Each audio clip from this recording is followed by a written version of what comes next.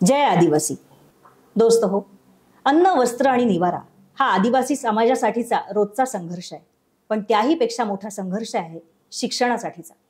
कारण त्यासाठी लागणारं वातावरण त्याच्याकडे मुळीच नाहीये. पण ते मिळू शकतं अभ्यास आणि व्यक्तिमत्व विकास या दोहोंनाही वाव देणाऱ्या स्वयं आणि शासकीय वसतिगृह योजनांच्या थ्रू.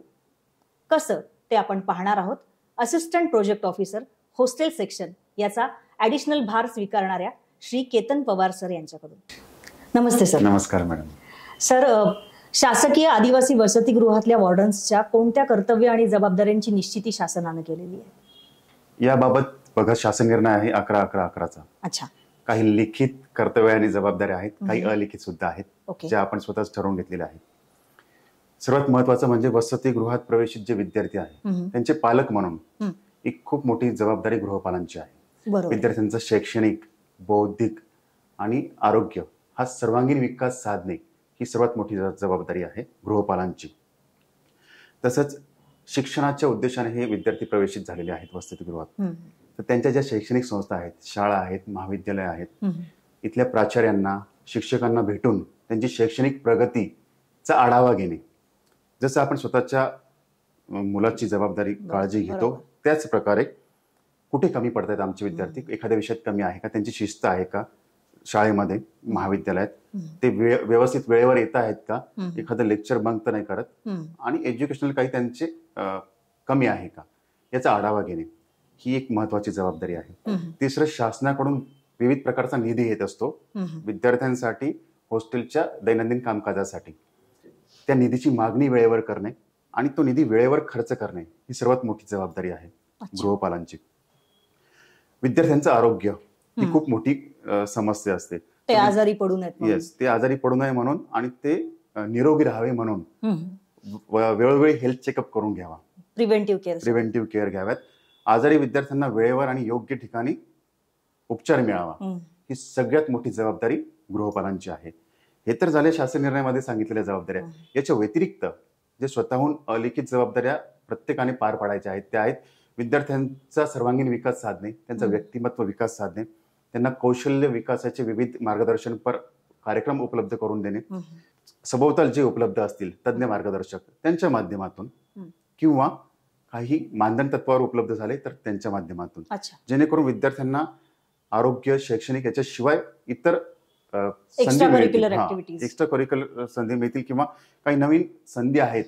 हे ग्रामीण भागातून येणारे विद्यार्थी आहेत, बाहेरचं जग माहित नाही, त्यांना बऱ्याच करिअरच्या वाटा माहिती नाही, हे सुद्धा करिअर असू शकतं. तर अशा बऱ्याचशा जबाबदाऱ्या आणि कर्तव्य गृहपालांनी पार पाडाव्यात.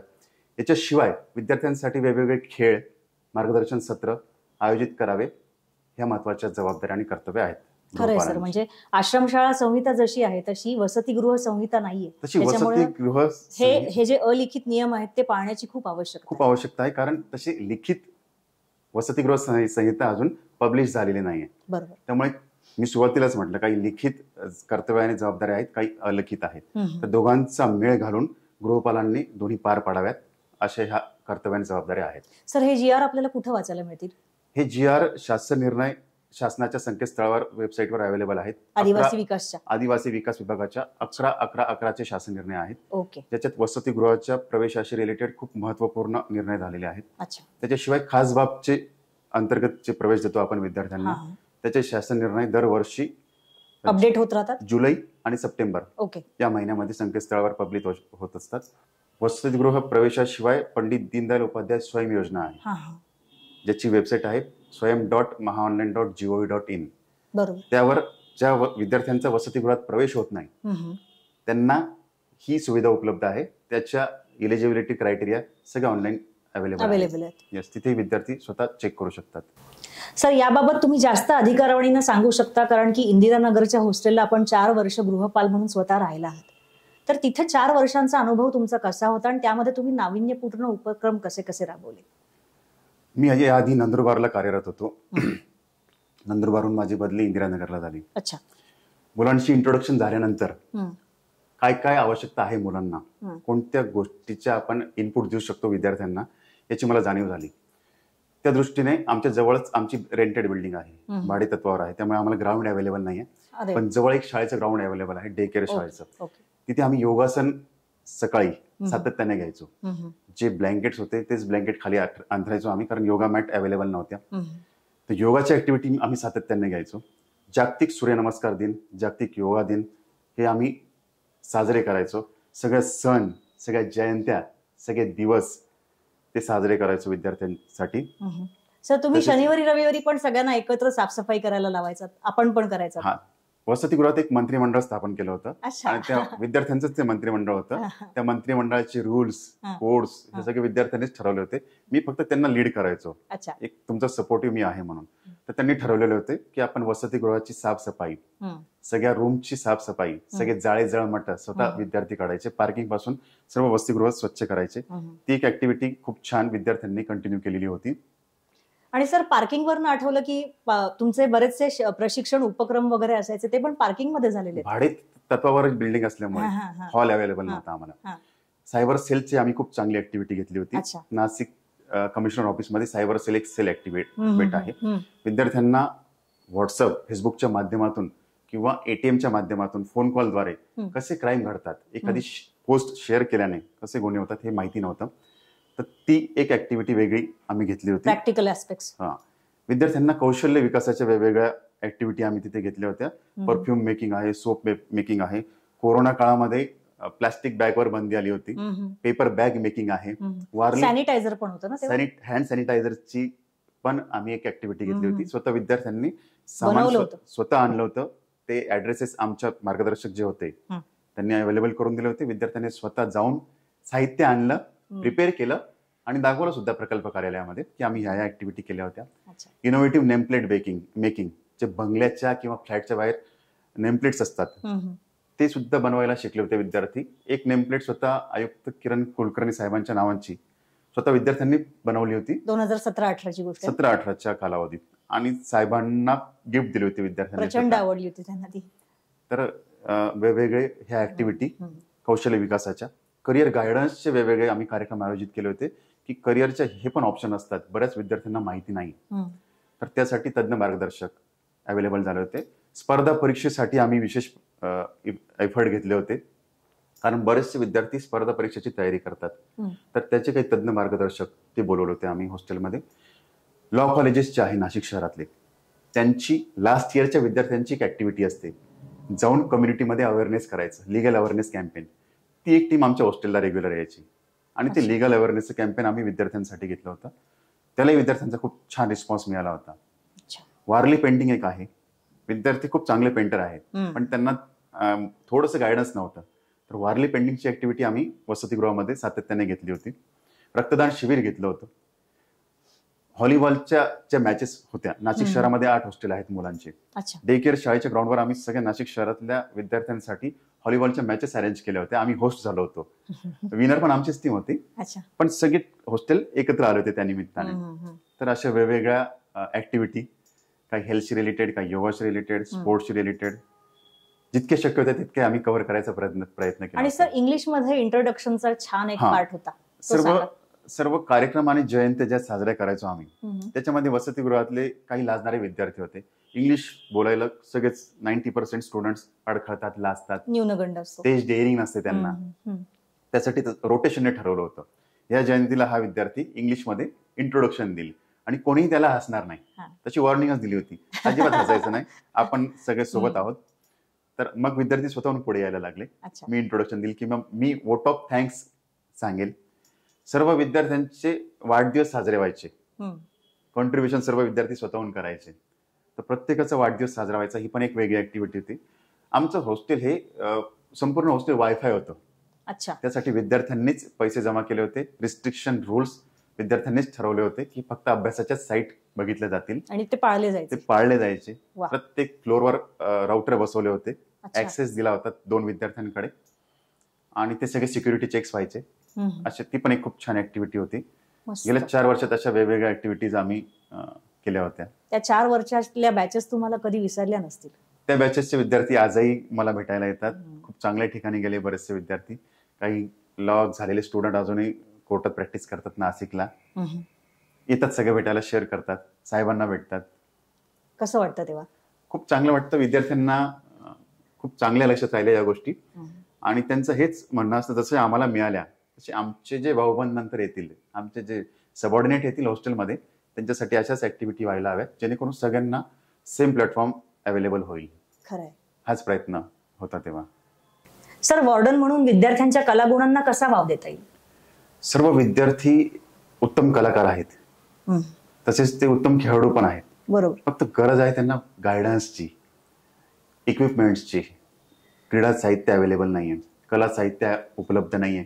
हे असेल तर ग्राउंड उपलब्ध नाहीये, ग्राउंड असेल तर तज्ञ मार्गदर्शक उपलब्ध नाहीये. तर ह्या सगळ्या गोष्टींचा मेळ साधला जावा. एक तर वसतिगृहामध्ये निदान पेंटिंगचं तरी साहित्य असावं, ब्रश, कलर, कॅनव्हास किंवा शीट्स, ड्रॉइंगच्या शीट्स, ड्रॉइंग पेपर्स हे अवेलेबल असावेत. त्यासाठी टायमिंग ठरवला जावा. आणि सगळे विद्यार्थी निवासी आहेत, संध्याकाळचा 1 तास किंवा अर्धा तास नक्कीच काढू शकतील इच्छेप्रमाणे. नो फोर्स, अजिबात जबरदस्ती न करता इच्छेप्रमाणे सगळेच विद्यार्थी जॉईन होतात. याचा उत्तम अनुभव मला इंदिरानगरला आलेला आहे. वारली पेंटिंगचे इतके सुंदर ग्रीटिंग्स त्यांनी तयार केले होते आणि दिवाळीच्या सुरुवातीला ते सर्व ग्रीटिंग बिल्डिंग मध्ये वाटले सुद्धा होते. 5 रुपये, 10 रुपये. आदिवासी विकास विभागाचे, आदिवासी, माझ्या इंदिरानगरच्याच विद्यार्थ्यांनी. अच्छा. तर ते उत्तम कलाकार आहेत. जे आम्ही ऍक्टिव्हिटी घेतल्या होत्या त्यात एक मार्गदर्शक बोलवले होते, ज्यांनी वारली पेंटिंग कसं करायचं सोप्या पद्धतीने, याचं एक 4 ते 5 दिवसाचं वर्कशॉप फ्री ऑफ कॉस्ट. तर मुलं त्याच्यात ट्रेन पण झाले होते. म्हणजे कला आणि स्वावलंबन दोन्ही एकत्र. आता आमची इमारत, बऱ्याचशा इमारती भाडे तत्वावर आहेत, स्वतःचं ग्राउंड अवेलेबल नाहीये. तर लगतचं जे ग्राउंड आहे नियर अबाउट, तिथे थोडी ऍडव्होकसी जर केली गृहपालांनी तर सहज उपलब्ध होतं.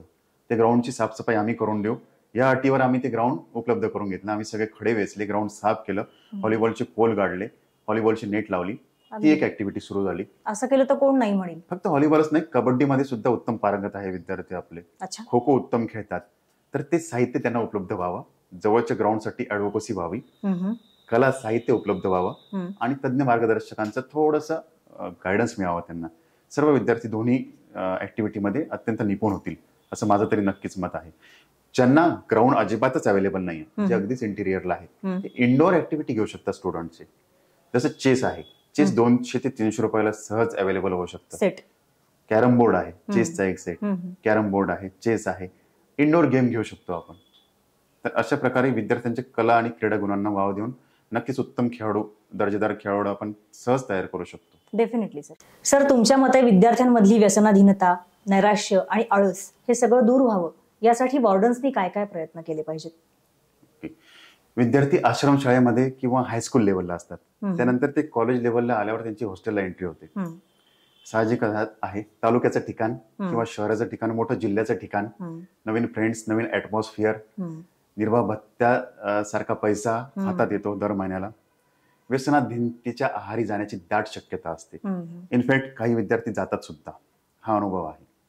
तर त्यांना व्यसनाधीनतेपासून दूर करण्यासाठी सतत त्यांच्यासाठी सेशन आयोजित करणे, व्यसनाधीनतेचे दुष्परिणाम आणि त्याचे काय काय तोटे आहेत हे सतत त्यांना रिएन्फोर्स करणे त्यांच्या मनावर, हा एकमेव पर्याय आहे. वसतिगृहाच्या भिंती आहेत, त्या भिंतीवर सर्व सुविचार लिहावेत. जिथे जिथे आवश्यक आहे तिथे व्यसनाधीनतेच्या दुष्परिणामाचे सुविचार लिहावेत. बरेचसे तज्ञ मार्गदर्शक आहेत, नजीकच्या रुरल हॉस्पिटलचे आहेत, सिव्हिल हॉस्पिटलचे आहेत. त्याशिवाय व्यसनाधीनतेवर मार्गदर्शन करणारे स्पेशल टीम पण आहे. बरोबर. अल्कोहोलिक अनोनिमस वगैरे, त्यांच्या मदतीने आपण हे दूर करू शकतो. पर्टिक्युलर असा एखादा विद्यार्थी जर सापडला, सिगरेटचा ऍडिक्टेड आहे, विमल गुटखा खातो, तंबाखू खातो, दारू पितो, होऊ शकतं. पण पर्टिक्युलर त्या विद्यार्थ्याला काउन्सिलिंग स्वतः जर गृहपालांनी केली, कारण आम्ही तिथे पालक आहोत विद्यार्थ्याचे, पालकाच्या रोलमध्ये जाऊन त्याच विद्यार्थ्याची सातत्याने काउन्सिलिंग केली, न रागवता सगळे गृहपाल MSW आहेत, ते तत्व इथे वापरलं, ते स्किल्स त्यांनी इथे यूज केले, तर काउन्सिलिंगच्या माध्यमातून व्यसनाधीनतेचं प्रमाण कमी होऊ शकतं आणि नंतर ते नाहीसं होऊ शकतं. काही विद्यार्थी वसतिगृहात व्यसनाधीनता करतात, तर आम्ही जे मंत्रिमंडळ निवडतो हॉस्टेलमध्ये, स्टुडंटच पॅनल असतं, जे सिनियर स्टुडंट असतात आणि ज्यांचं ऐकतात सुद्धा इतर विद्यार्थी, त्यांनीच रूल आणि रेग्युलेशन तयार करून द्यावे. ते सगळे गृहपालांनी सांगावेत त्यांना, आणि ते क्रॉस झाले तर काय पनिशमेंट असावी ही सर्वानुमते ठरावी. जसं मीटिंग घेतो आपण, मीटिंगचा अजेंडा आणि ते मीटिंग मिनिट्स करून घ्यावे सगळ्यांच्या सहीने, सर्वानुमते ते ठरले तर त्याचा पण खूप मोठ्या प्रमाणात इफेक्ट होतो. विद्यार्थी नक्कीच ती व्यसनाधीनता कमी प्रमाण होतं त्याचं. तुमचं ऐकून बरेचसे विद्यार्थी नोट्स काढायला लागले, त्यांनी व्यसनं सोडली, त्यांच्या रूम्स मध्ये तुम्ही बाटल्या पकडल्या तेव्हापासून त्यांनी शपथा घेतल्या आणि मग तुम्हाला शपथा दिल्या ज्या होत्या ती वचनं त्यांनी शेवटपर्यंत पाळली आणि येऊन सांगितलं तुम्हाला, आणि त्याचे रिझल्टही त्यांना मिळाले. आता सुद्धा येऊन थँक्स सांगतात केबिन मध्ये, माझ्या प्रकल्प कार्यालयामध्ये. त्यांना रागवून फायदा नाहीये. आपल्या डोक्याबरोबरचे विद्यार्थी, त्यांच्या बाटल्या मी स्वतः कलेक्ट करायचो, मी स्वतः जमा करायचो त्यांच्या समोर, त्यांची उष्टी ताटं मी स्वतः उचलायचो. एकंदरीत गांधीगिरीचा पर्याय निवडून त्या पद्धतीने. मग त्यांना लाज वाटली कुठेतरी. आणि at the time of admission, जेव्हा त्यांचे पालक समोर असतात, ऍडमिशनच्या वेळेस एक कन्सेंट फॉर्म आम्ही भरून घेतो, संमतीपत्र पालकांकडून, तेव्हा पालकांसमोर सांगायचं. आणि मी ते केले प्रयोग. विचारा तुमच्या विद्यार्थ्याला मी काय गोळा करून आणलं त्यांच्या रूम मधून. मग तेव्हा पालक आम्हाला सांगायचे, सर आमच्या वतीने तुम्हीच त्याचे पालक आहात, तुम्ही त्याच्यात काही पनिशमेंट करा. तुम्ही सांगायचाच सुद्धा, एक केसाचं कारण जर ताबडतोब कापून येतच तुला ऍडमिशन येतो. आणि असं करून तुम्ही खास बाब अंतर्गत पण बऱ्याचशा विद्यार्थ्यांना मदत केली. बऱ्याचशा विद्यार्थ्यांना म्हणून ठेवलं, अतिरिक्त म्हणून तसं नाही ठेवू शकत आपण विद्यार्थ्यांना, पण एक्सेप्शन केसमध्ये जे 2 ते 3 अतिरिक्त विद्यार्थी होते, दोन्ही तिन्ही चांगल्या ठिकाणी लागले. एक हॉटेल मॅनेजमेंट मध्ये आता परदेशात जातोय, बरोबर, एक फॉरेस्ट मध्ये लागलेला आहे, एक PSI म्हणून सिलेक्ट झालाय आणि राज्यसेवा सुद्धा त्याने क्रॅक केली आहे. तर असे जर काही गरजू विद्यार्थी असतील, त्यांचंही आपण सेशन विद्यार्थ्यांसाठी ठेवायचं. नक्की आपल्यातलेच सिनियर जे आहेत त्यांचं मार्गदर्शन ठेवायचं की आम्ही कोणत्या परिस्थितीतून पुढे गेलो आणि तुम्हाला काय चान्सेस आहे भविष्यामध्ये. ते जास्त अपीलिंग आहे, ते खूप मोटिवेशनल असतं. मी व्यसन कसं सोडलं आणि त्याचा मला काय फायदा झाला, हे जेव्हा तो स्वतः व्यक्त होतो, इनफॅक्ट मी सांगण्याच्या ऐवजी, हे जास्त इफेक्टिव्ह होतं. वसतिगृहातले जे सिनियर विद्यार्थी आहेत, जे D.Ed B.Ed ला एज्युकेशन घेत होते, जे भविष्यात टीचर, शिक्षक, प्रोफेसर म्हणून लागणार आहेत, त्यांच्या माध्यमातून 12वीच्या विद्यार्थ्यांसाठी इंग्लिशचं सेशन आम्ही आयोजित करायचो. इंग्लिशमध्ये विद्यार्थी कमकुवत आहेत, यांच्या थ्रू दर रोज 1 तास याप्रमाणे 3 महिने सेशन घेतलं आणि सगळे विद्यार्थी इंग्लिशमध्ये पास झाले चांगल्या मार्कांनी. एकही विद्यार्थी फेल नाही झाला. म्हणजे एज गॅप कमी असल्याचा हा फायदा झाला का? एज गॅप कमी असल्याचा फायदा पण झाला आणि स्वतः पिअर प्रेशर असतं. आमच्यातलाच एक पिअर येऊन आम्हाला गायडन्स करतोय, जो उद्या टीचर होणार आहे. आत्मीयता आपल्यापेक्षा त्याचं, मी फक्त प्रेझेंट राहायचो तिथे आणि त्याला कुठे तो चुकीच्या वेने जात असेल तर मी त्याला करेक्ट करायचो. खूपच छान होतं. तर सगळे विद्यार्थी 2 वर्ष कंटिन्यू इंग्लिशमध्ये एकही विद्यार्थी फेल नाही झाला. तर ह्या अशा वेगवेगळ्या ऍक्टिव्हिटी आहे, त्याच्यातून नैराश्य, आळस, व्यसनाधीनता नक्कीच दूर होऊ शकते. नक्कीच. सर, हॉस्टेल्स मधल्या दुर्घटना म्हणजे विद्यार्थी मृत्यू, आत्महत्या किंवा मोर्चे, हे सगळं टाळण्यासाठी हॉस्टेल्स मधल्या वॉर्डर्सनी काय करायचं? मोर्चे येणं ही एक्सेप्शनल गोष्ट आहे, त्याच्यावर कंट्रोल कोणाचा काही विशेष असं नाहीये. तरीही मोर्चा थांबवला जाऊ शकतो किंवा मोर्चा येऊच नाही यासाठी काही प्रिकॉशनरी गोष्टी आहेत, त्या जर केल्या तर. त्यातली DBT एक महत्वाची गोष्ट आहे. गेल्या 2 वर्षापासून कोविड कालावधीपासून जे इकॉनॉमिक सिच्युएशन सगळी कोलॅप्स झालेली आहे, त्याचा फटका आम्हालाही खूप मोठ्या प्रमाणात बसलाय. पंडित दीनदयाल उपाध्याय स्वयं योजना आणि हॉस्टेलचे विद्यार्थी या दोघांची DBT वेळेवर जमा होत नाहीये. 6-6 महिने, 8-8 महिने त्याला डिले होतोय आणि त्यामुळे विद्यार्थ्यांचा रोष जास्त येतोय. DBT मध्ये निर्वाह भत्ता विद्यार्थ्यांना मिळतो, ज्याच्यामधून ते त्यांच्या दैनंदिन गरजा भागवत असतात. आणि साहजिकच आहे, त्यामुळे विद्यार्थ्यांचा तो एक खूप मोठा रोष आहे. DBT त्यांना जर वेळेवर मिळाली तर एक तो प्रतिबंध असणार आहे मोर्चाला. दुसरं आहे भोजन. छोट्या छोट्या गोष्टी असतात, तिखट जास्त झालं, मीठ जास्त झालं, मोहरी, हळद, अशा किरकोळ गोष्टी, किंवा विद्यार्थ्यांना मेनू प्रमाणे जेवण जर नाही मिळालं तर त्यांचा रोष तयार होतो. या दोन्ही गोष्टी जर वेळेवर मिळाल्या तर 90% मोर्चे थांबतात. आता जिल्हा स्तर आणि विभागीय स्तर इथे भोजन DBT बंद झाल्यामुळे मोर्चे इथले जवळजवळ बंदच झालेले आहेत. तरीही DBTचं गणित थोडंसं सुरळीत जर झालं तर आणखी तो रोष पण थांबला जाणार आहे. अजून मदत होईल. वसतिगृहात दुर्घटना, किरकोळ दुर्घटना घडत असतात. जनरली विद्यार्थी पाय सटकून पडत असतात, काही ठिकाणी शॉर्ट सर्किटच्या घटना घडत असतात. तर सर्वात आधी शासकीय वसतिगृह असेल तर PWD इलेक्ट्रिक डिव्हिजन करून सर्व आपली हॉस्टेलची वायरिंग प्रॉपर फिटिंग करून घेणे, आर्थिंग नीट करून घेणे, जेणेकरून शॉक लागणार नाही. शॉक प्रूफ सगळं वसतिगृह असावं, लिकेज नसावेत. जिथे खासगी बिल्डिंग आहे तिथे इमारत मालकांकडून त्या सगळ्या प्रॉपर वायरिंग करून घ्याव्या, जेणेकरून शॉर्ट सर्किट किंवा एक्स्ट्रा ओव्हरलोड होणार नाही. बरेच विद्यार्थी हीटर वापरतात. सोलरचा पुरवठा गरम पाण्यासाठी सर्व वसतिगृहात झालेला नाहीये. हीटरचा वापर जास्त प्रमाणात होतो. काही ठिकाणी शेगड्यांसारखा इन्स्ट्रुमेंटचा वापर केला जातो. त्यावर बारकाईने लक्ष देऊन ते जप्त करावे वेळेस, त्याची नियमावली तयार करून द्यावी, अशा विद्यार्थ्यांना स्ट्रिक्ट सूचना द्याव्यात जेणेकरून लोड येणार नाही लाईटवर. ती एक काळजी वापराचे नियम घालून द्यावे. वापराचे नियम घालावेत. शॉर्ट सर्किटच्या घटना टळू शकतात. निसरड सटकतात विद्यार्थी, निसरडी जमीन असल्यामुळे, फरशी निसरडी असल्यामुळे. तर साफसफाई बारकाईने जर लक्ष दिली, काळजी घेतली, स्नानगृह, टॉयलेट्स, बाथरूम जिथे आहेत किंवा जिथे पाणी साचतात तिथे पाणी साचू नये याच्या उपाययोजना जर केल्यात तर जमीन निसरडी राहणार नाही. कोरडी असेल याची जर काळजी घेतली वेळोवेळी तर तेही सटकून विद्यार्थी पडणार नाही आणि दुर्घटना टळू शकतील. नक्कीच हे जर केलं तर नक्कीच याच्यावर प्रतिबंध होऊ शकतो. आत्महत्यांचा महत्वाचा विषय तुम्ही बोलल्या. गेल्या काही वर्षात आश्रमशाळा वसतिगृहातल्या विद्यार्थी आत्महत्येच्या न्यूज आपण वाचत असतो, पेपरला येत असतं, मीडियावर येत असतं. आत्महत्येच्या पण कारणामध्ये बारकाईने जर गेलं तर त्याचे 2-3 पैलू आपल्या समोर येतात. एक तर घरचे वादविवाद असतात काही विद्यार्थ्यांचे. सुट्टीत घरी गेला, वादविवाद झाले, किंवा सुट्टीत घरी गेली ती विद्यार्थिनी, वादविवाद झाले आणि त्याचे रिफ्लेक्शन हॉस्टेलमध्ये जेव्हा ती एकाकी झाली, एकटी पडली, मग तिने आत्महत्येचं पाऊल उचललं. प्रेमभंग हा एक खूप मोठा कळीचा विषय आजच्या काळातला. तर पर्टिक्युलर असे जे विद्यार्थी आहेत यांना जर आयडेंटिफाय केलं वॉर्डनने, थोडं अवघड आहे, पण जर इंटरॅक्शन ठेवलं विद्यार्थ्यांसोबत तर नक्कीच आपण आयडेंटिफाय करू शकतो. पर्टिक्युलर त्या स्टुडंटला, मुलगी असेल किंवा मुलगा असो, दोघांना एकांतात घेऊन त्यांना रेग्युलर काउन्सिलिंग केलं, त्यांचा एकटेपणा दूर होईल.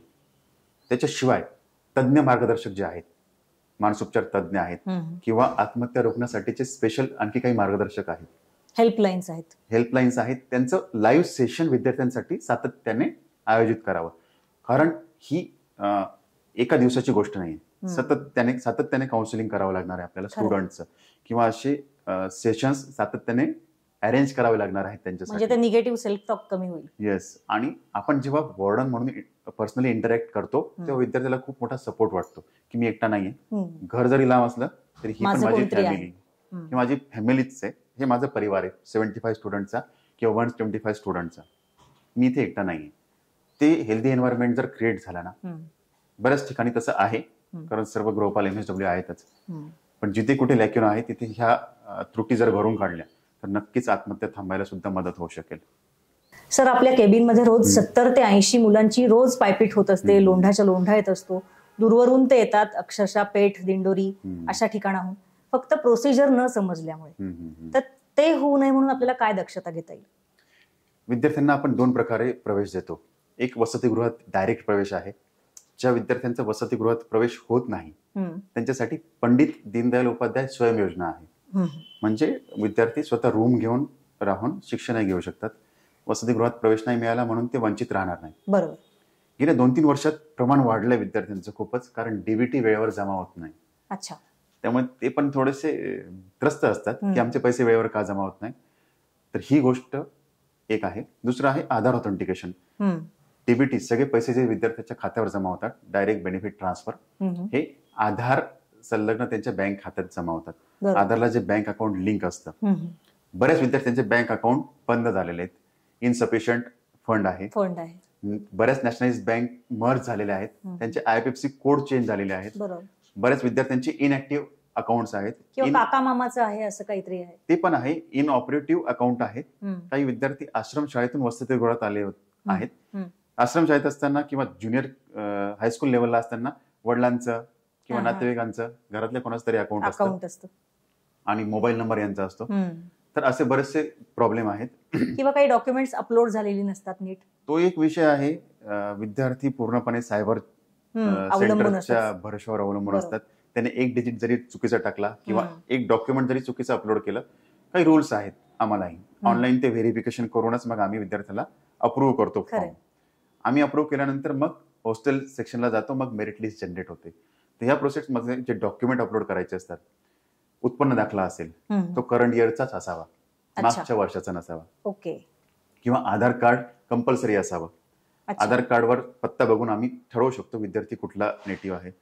तर काही डॉक्युमेंट, काही प्रोफेशनल कोर्सला खास व्हॅलिडिटी आवश्यक आहे. कुठल्या? स्वयं योजनेसाठी.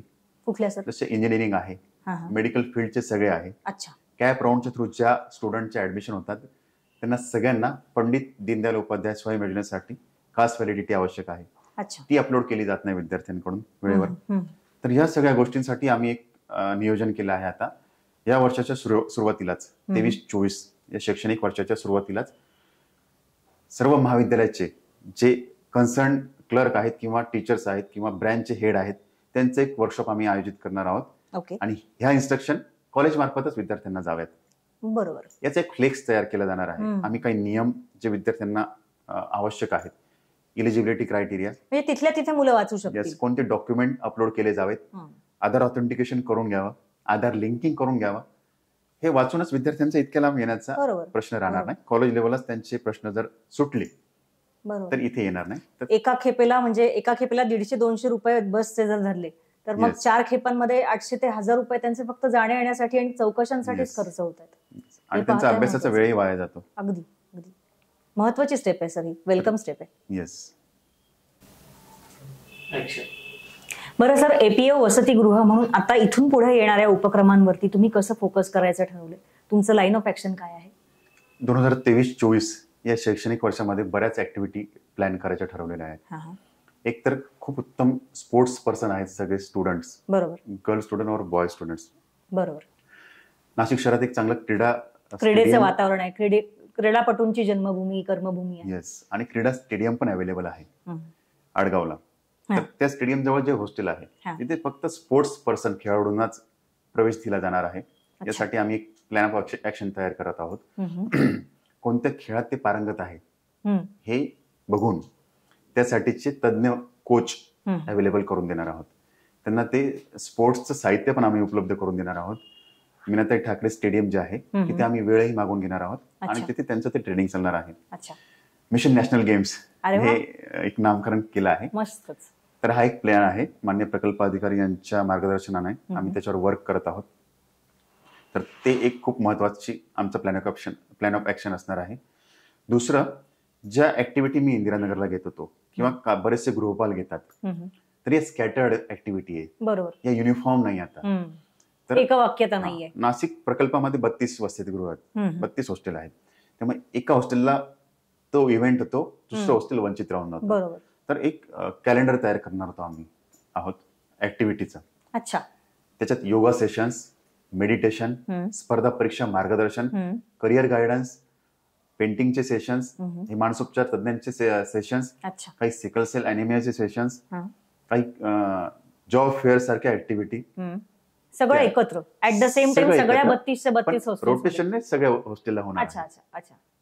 रोटेशनने सर्व हॉस्टेलवर करणार आहोत. तर त्याचं कॅलेंडर आम्हाला प्रिपेअर करायचं आहे, इयरली ऍक्टिव्हिटी कॅलेंडर. तो एक खूप मोठा प्लॅन आहे आमचा. म्हणजे 24/7 हे काही ना काहीतरी चालू राहील, सुरूच असणार आहे. सायकल मध्येच असणार तो विद्यार्थी सतत. एका हॉस्टेलला एक ऍक्टिव्हिटी झाली की तीच ऍक्टिव्हिटी दुसऱ्या हॉस्टेलला नेक्स्ट वीक किंवा next month as per availability of students होणार आहे. म्हणजे फक्त एकाच हॉस्टेलला न होता युनिफॉर्म सगळीकडे ते असणार आहे. बरोबर.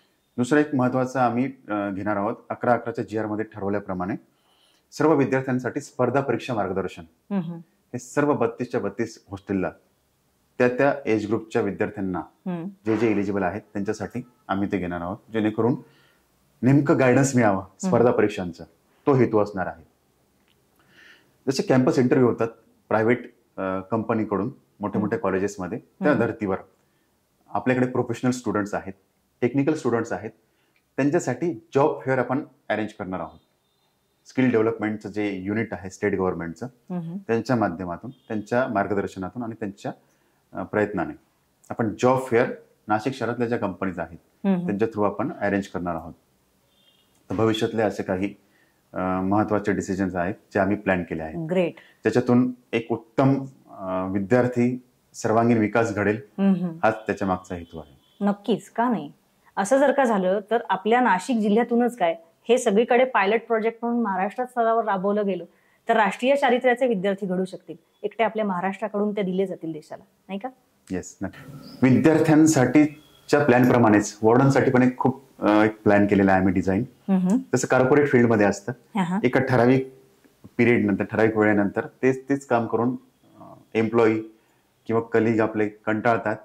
तोचपणा, कंटाळवानापणा वॉर्डन मध्ये येऊ नये यासाठी काही मोटिवेशनल सेशन, इनडोअर पण आणि आउटडोअर पण, त्यांच्यासाठी सुद्धा ऍक्टिव्हिटी कॉर्पोरेट फील्ड याच्या बेसवर, जेणेकरून त्यांच्यामध्ये उत्साह, मोटिवेशन टिकून राहील.